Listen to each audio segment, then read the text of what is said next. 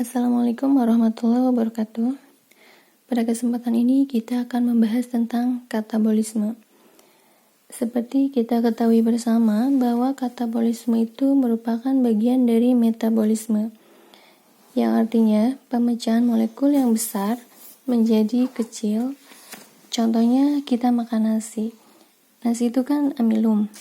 Amilum merupakan jenis dari polisakarida yang dipecah oleh enzim di dalam tubuh kita menjadi disakarida. Nah, disakarida ini dipecah lagi menjadi monosakarida.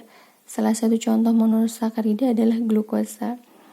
Glukosa akan diserap oleh tubuh lewat jonjot, kemudian ke pembuluh darah, dan akhirnya sampai ke sel. Glukosa ini digunakan untuk diubah menjadi energi dengan bantuan oksigen. Nah, di sini sudah Ibu catat. Maaf, tulisannya terlalu berantakan ya. Nah, kalian perhatikan di sini, glukosa. Glukosa akan diubah menjadi VGAL. Untuk mengubah glukosa menjadi VGAL itu membutuhkan yang namanya ATP. Nah, kemudian VGAL ini akan diubah menjadi asam piruvat. Selain itu, produk sampingannya ada NADH dan ATP. Nah, proses pengubahan glukosa menjadi asam piruvat itu disebut dengan proses glikolisis yang terjadinya di sitoplasma dalam kondisi anaerob. Kemudian, asam piruvat ini akan diubah menjadi asetil-CoA. Produk sampingannya ada NADH dan CO2. Nah, proses ini disebut dengan dekarboksilasi oksidatif atau disingkat dengan DO, terjadinya di mitokondria dalam proses aerob. Kemudian, asetil-CoA ini nantinya akan masuk ke dalam siklus Krebs, di mana siklus Krebs ini pengubahan dari oksaloasetat menjadi asam sitrat. Produk sampingannya yaitu ada 3 NADH, 1 FADH, ATP, dan CO2. Nantinya hasil ini dikali 2 karena asam piruvatnya ada 2. Nah, proses ini disebut dengan siklus Krebs atau asam sitrat terjadinya di mitokondria. Nah, kemudian NADH dan FADH nantinya akan masuk ke transport elektron. Terjadinya di membran mitokondria, ya.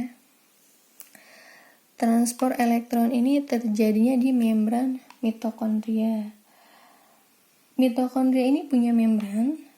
Ini akan menghasilkan yang namanya air atau H2O. Nah, ini disebut dengan katabolisme aerob. Ada contoh lain, respirasi anaerob, berarti tidak membutuhkan oksigen. Ada 2 jenis, fermentasi asam laktat dan fermentasi alkohol. Nah,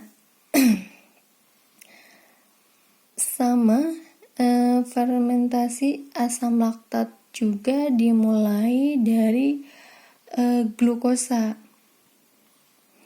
Nah, glukosa ini akan diubah menjadi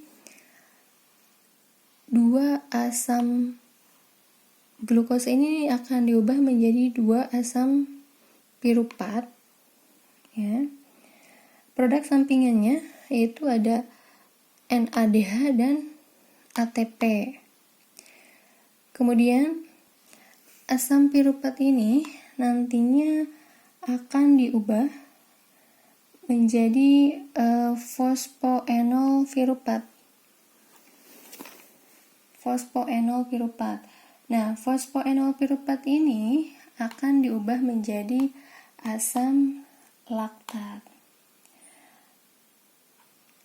Tapi untuk mengubah fosfoenol piruvat menjadi asam laktat itu dengan bantuan NADH.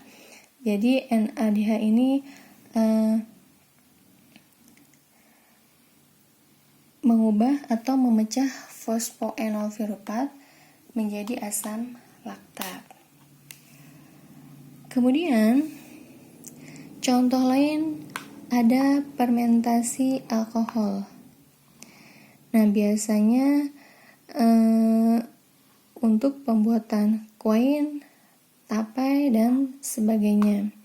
Nah, tape kan dari singkong. Singkong itu mengandung glukosa.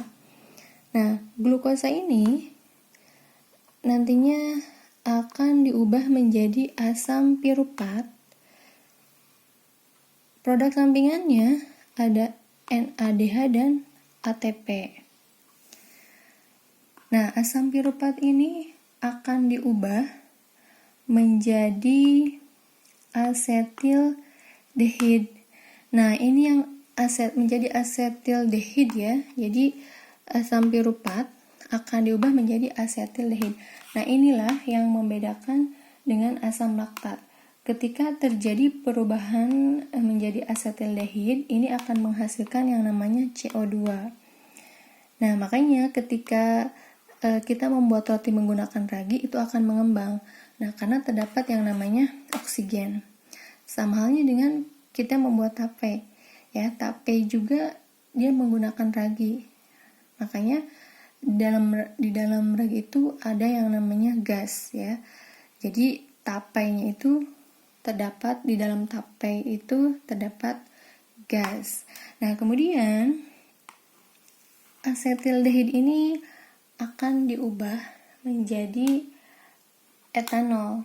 Nah, dengan bantuan yang namanya NADH. Untuk mengubah asetildehid menjadi etanol itu memerlukan bantuan dari NADH. Nah, demikian penjelasan singkat tentang katabolisme. Nanti kita ketemu lagi di pembahasan berikutnya tentang anabolisme. Assalamualaikum warahmatullahi wabarakatuh.